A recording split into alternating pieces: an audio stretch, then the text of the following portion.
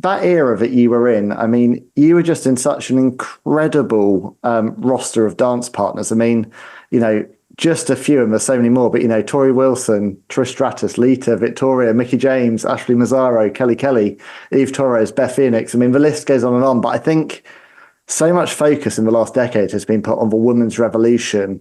But before the days of the four horsewomen, you guys were doing incredible, incredible work in the ring. And I think sometimes because of that Divas tagline, I think that's slightly overlooked, just actually how hard all of you worked. And also, I think, I've had Victoria on the show and Lisa's amazing and talks very openly about how little time you usually had to tell a story and how often you get 6 minutes and that would include your entrances. And you really didn't have the same opportunities, I don't think, that the women's stars have today to tell a story in the ring.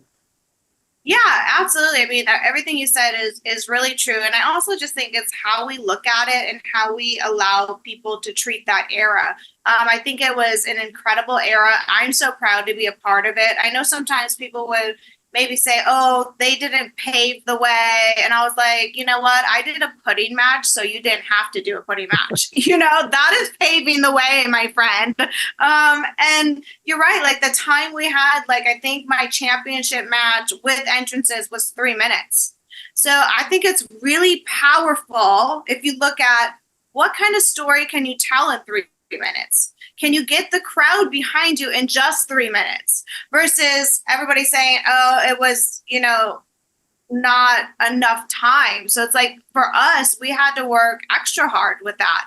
How do we get in there and tell a story and still put on a good show and make everybody that came and spent their hard-earned money, like make it worth it for them. And so that was on us. And, there was a lot more sex appeal. I think there's still sex appeal in the women's divisions and all the companies. But I was okay with that. I was never demoralized. I was never put down. I was never less than.